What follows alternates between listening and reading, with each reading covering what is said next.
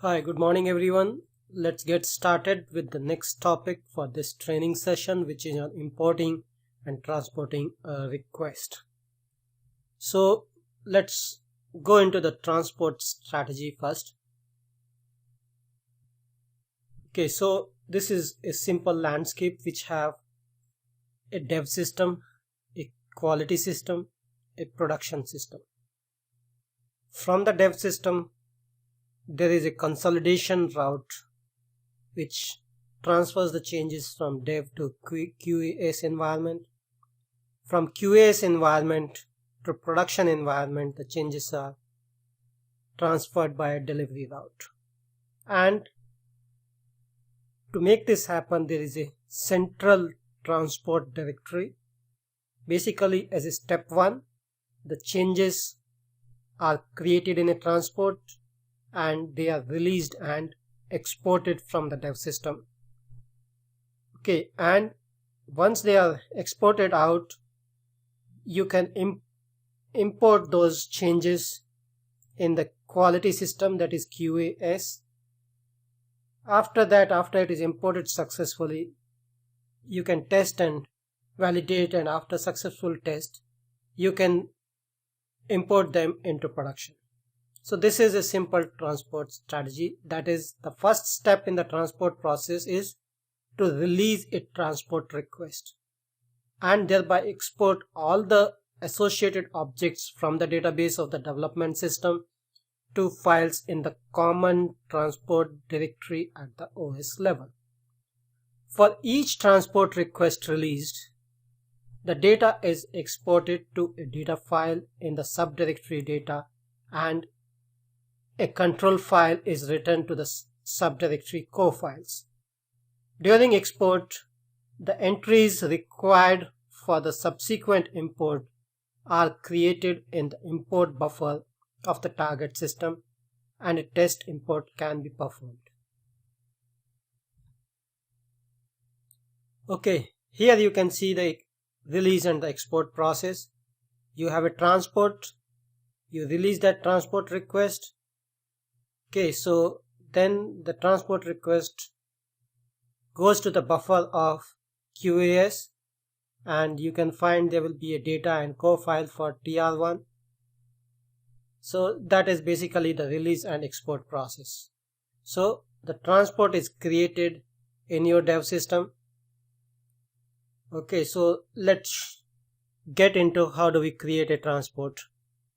Okay, so let me connect to the SAP system. For creating a transport, what you can do is you can go to AC09. Okay, now here you can create a transport. Okay, these are the different options for creating a transport. You can create a customizing request, you can create a workbench request, you can create a transport of copy, you can create relocation of object without package change, relocation of objects with package change, relocation of complete package. So most of the time these are the two options which are selected depending on whether it is a customizing change or it is a workbench request.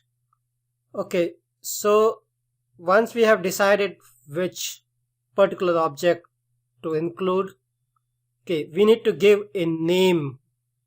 Okay, so let's give a name that it's a sample request. Okay, here we need to give the project name in case if it need to be tied to a project. Okay, then here you need to specify the target system. Okay, this target system, here you can specify the target system and you can just save that particular request. Okay, on saving the request, you can see that this is a transport request is created. Now if I double click on this, I can add the objects into it. Okay, I can go to the edit mode and start adding the objects that I want to edit. Okay, so once that part is done, what happens is you can release that particular request. Okay, now we have seen that this particular request is, there is no object defined in this. So this is the request which is already there. This is request we have just created this is a workbench request, this is a customizing request, and I can come here and I can add the so this is your transport task, this is your transport request. So as a step one, what you need to do is you need to release the transport. Basically you need to release the task first. So this is one task, just select this and release the transport task. Okay, next step is you need to release all the tasks before you can release the transport request. Okay, so I have released both the task which is there in this particular transport request, and now I am ready to release this particular transport request. Okay, now on releasing the transport request, here you can see that it is taking time to release the request. So let's give it a few minutes and we will go to the logs. At the bottom you can see that it is trying to connect to the TP. Okay, so TP is the transport program. Now you can see this is released. This tick mark indicates that this transport request has been released successfully. To see the logs, you can just click on this tab which is for the transport logs. Okay, just select the object and select the transport logs. Here you can see that this has so many objects. Okay, then select the transport logs.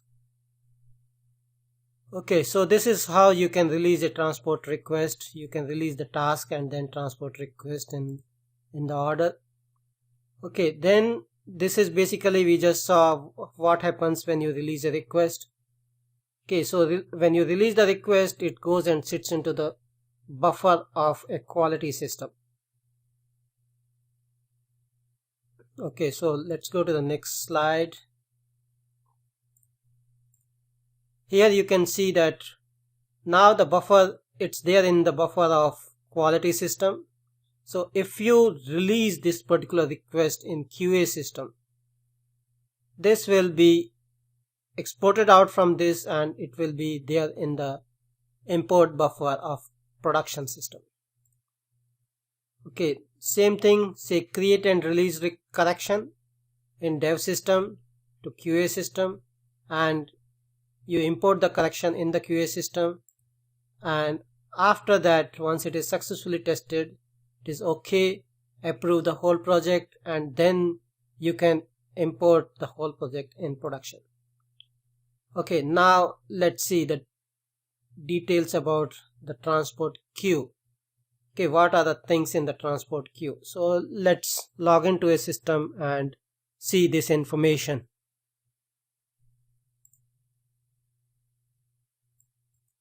Okay, now let's look at the import queue. So to directly go to the particular import queue, this is the T code, that is htms_import. We can use this T code directly to go to the import queue. Okay, here you can see the import queue of this particular system, and this is the number of requests which is there in the queue. Okay, so here you can see that there are a number of things that is available in this particular table that you are seeing. This is the queue, basically all the transport that has been there. Okay, so the first is the sequence number, second is the request number. You can see the format of the request number. DE2 is the system ID, then you have K9, and then after that you have the number. Okay, and after that you have the owner, that is which user has released this request and which project, in case if you have a project assigned to it. Okay, and then you have the predecessor relation information and the short text. Okay, then status. Okay, if you click on the status, import status, it will show you the import status. Okay, so import status, basically we will look at the legend as well. Okay, so let me show you the legend for this. Basically, okay, so this is the legend. Click on this, it will show you the legend. So here you can see this indicates that it is a support package, this indicates it's a client transport, and this indicates data file must be transferred. Okay, this is about the number. Then let's get into the status fields. Okay, if you see this, that means that request must still be approved. So that means the workflow is defined for it. Okay, request is rejected. This means it is rejected to be moved further. Then here this request doesn't match component version. Red indicates request will not be imported. So just take note of this red, which is pretty important. Okay, so any request which is rejected, we need to go to the logs to see why this particular request is not moved and it cannot be moved further. Okay, then we have this gray icon. Gray means that a request after the end mark. Okay, yellow, this sign is pretty important. This means that the request is ready for import again. Okay, green means request is waiting for to be imported, and this watch symbol here you can see, this means that the import is scheduled, and this truck sign, this indicates that import is running, and this tick mark indicates that request already imported. You should go through them in detail, these particular signs, because they are very important to see what is the status of the existing request in the import queue. Okay, so let's continue with our slide. Here you can see the order for the import. We just saw the number is there. Then we saw its request number. After that, type. Okay, so type is another thing that we can define or we can modify this particular legend. So basically here, if I just close this and if I personalize this particular settings, this is the settings for personalizing. Okay, so I just need to define basically the filters. Okay, what are the filters I want? Okay, import status. Do I want to filter on the import status? Okay, in the import status you are seeing request doesn't match compression version. Request already imported. So that is about this field here. Okay, then we have the owner, we have project. Okay, then this track sign, that means that you can just select the request and click on import request, it will import it. Okay, so same thing goes for close import queue. You want to close the queue, you can just click on this, it will close the queue. And if you select this transport request and click on the logs, it will give you the details of the log. That is, you will see the details of the import process here. Okay, so as a step 1, it shows check at operating system level. Pre-export methods, export, selection for import, import. So basically here you can see the steps. So as a step 1, check at operating system level. So what happens here is that you can just click on this and it will show you that this is the transport request. It is for this system, TP command, and this is the version of the TP that is being used. So checking further buffer can be written to this, and return code is 0. 0 means a successful return code. Okay, now if you click on this plus sign, it will give you more details about the buffer. Okay, so let's go back and let's go to the pre-export methods. Okay, in the pre-export methods, here you can see that this is basically, so here you can see the pre-export method, preparation for the export. Okay, then next is the actual export is taking place. Okay, so the process for the export, main export is taking here.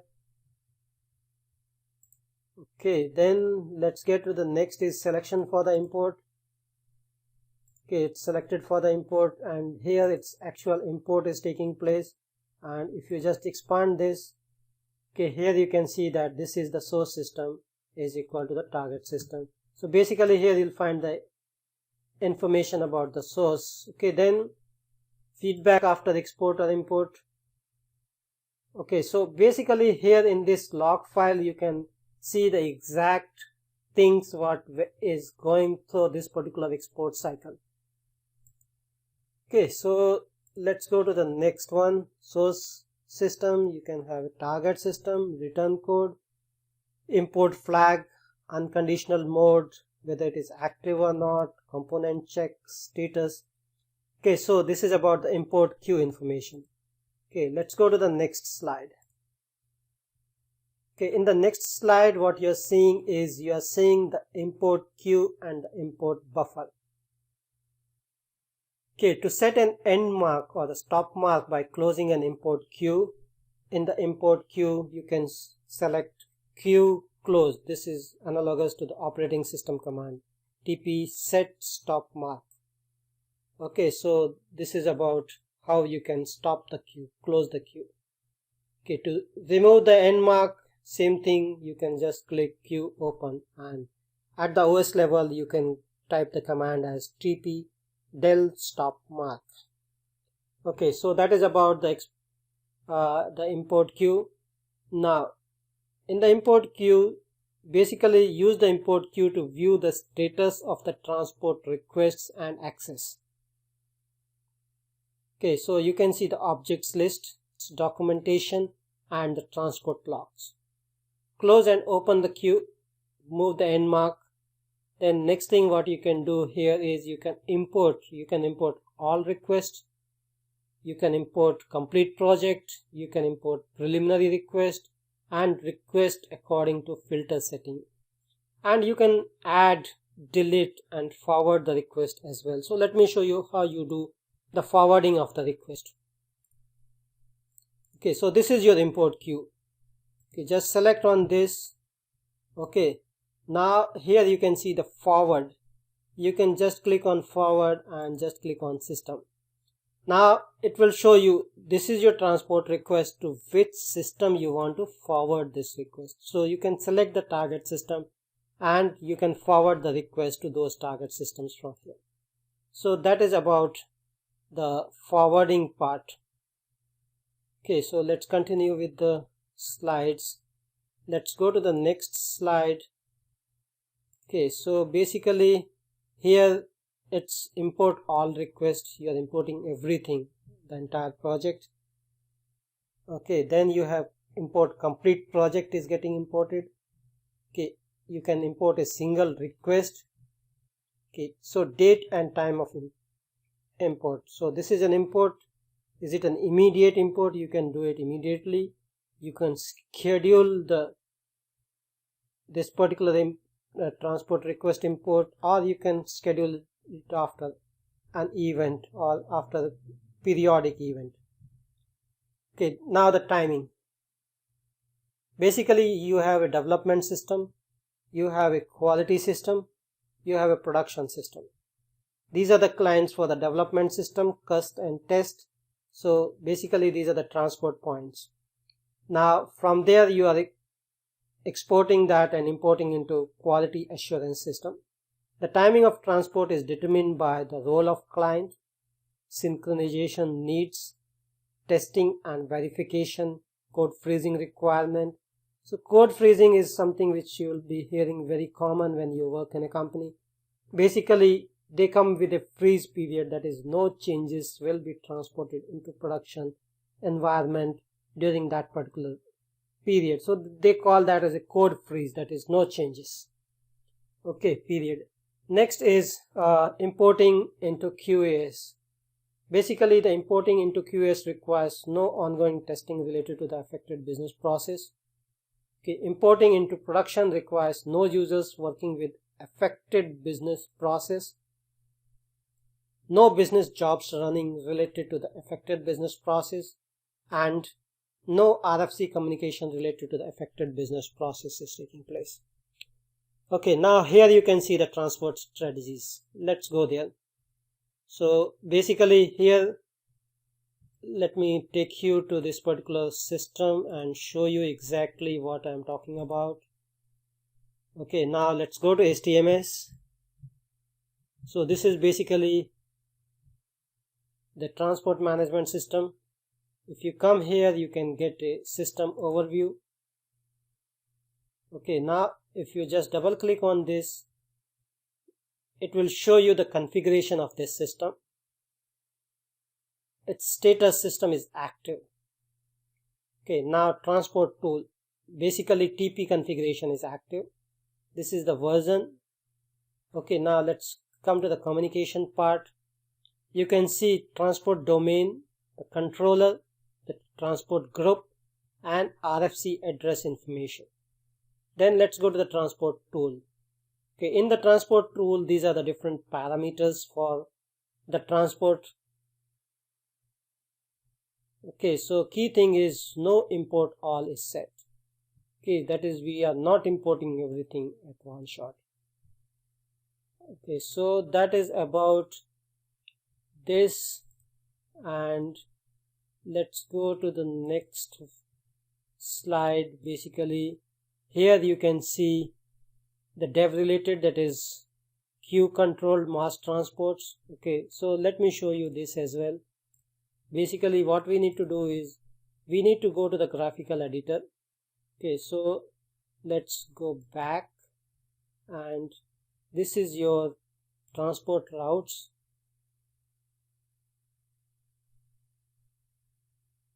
Okay, now once you go to the transport routes, basically you are logged onto the domain controller. So this is the domain controller.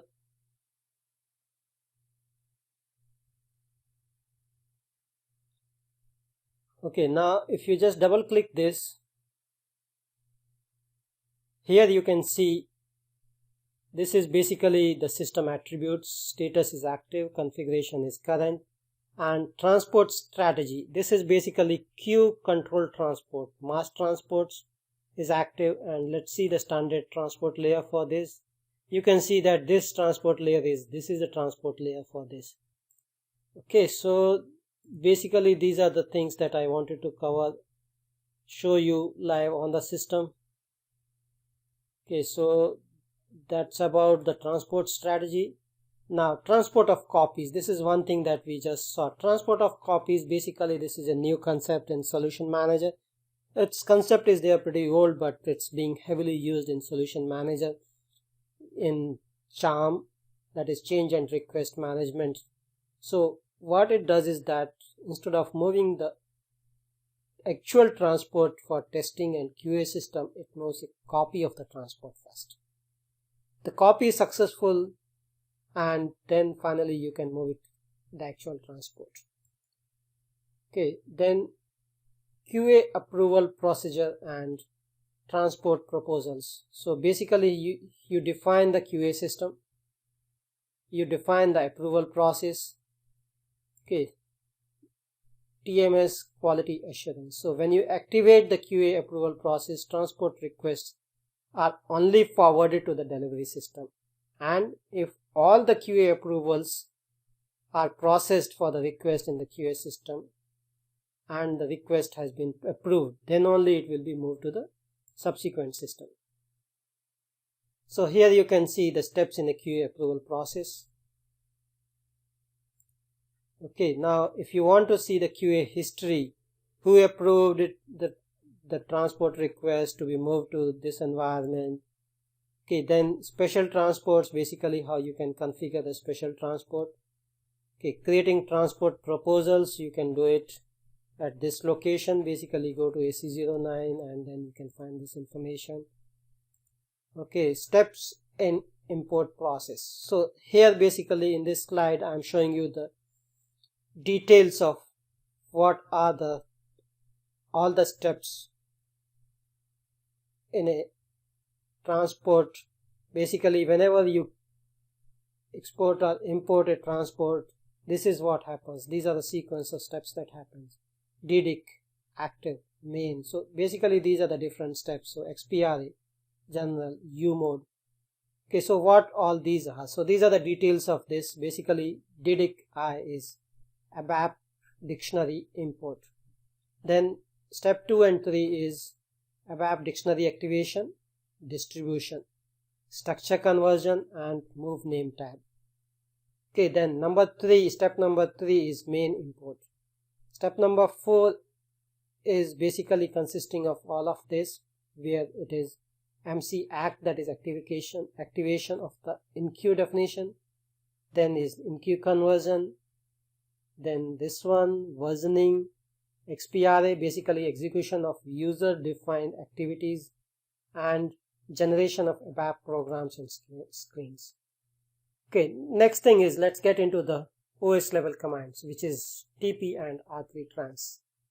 TP is basically used for moving any transport. So here you can see that SAP system, dev system, export is done, then it's imported. So what happens at the OS level? You connect and read using R3 trans. Calls TP, it reads and writes the logs and data into transport directory, and R3 trans in turn reads it from the transport directory and connects and updates and deletes and inserts into the quality system. So this is basically the sequence.